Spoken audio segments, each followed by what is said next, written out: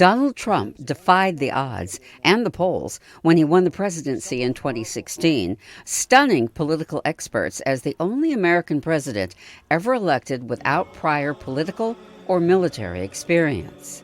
In the 2020 race for the White House, a variety of candidates are running for the Democratic nomination, from Joe Biden and Bernie Sanders, who have decades of political experience, to those who have never held elective office, like Andrew Yang and Tom Steyer. So how much does political experience really matter to the voting public? I think it can go either way, actually. I don't expect them to have a lot of experience.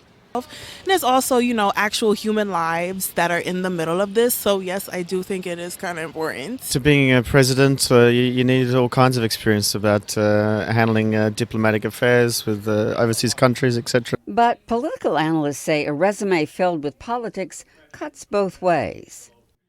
So it's a lot easier for Mayor Pete, who's the mayor of a town with about 100,000 people, to say, here's how I feel, here's what I do. In many cases, he hasn't had to do it yet.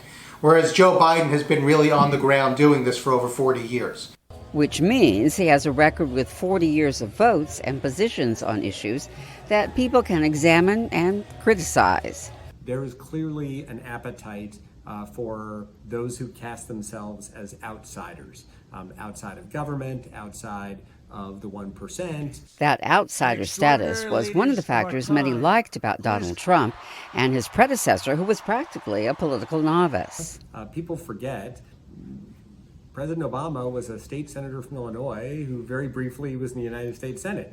A lot of people said, that's not enough experience to be president of the United States. Frankly, that was part of the rationale behind picking Joe Biden as his vice president. And now Democratic voters are looking for the best person to beat Donald Trump. Polls show, at least for now, with the exception of Mayor Pete, voters are looking towards older candidates with lots of political experience like Bernie Sanders, Elizabeth Warren, and Joe Biden to take on Trump. Polls show that of all the current candidates, Joe Biden would be in the best position to beat Donald Trump. But it's very hard to say until there's a one-on-one race.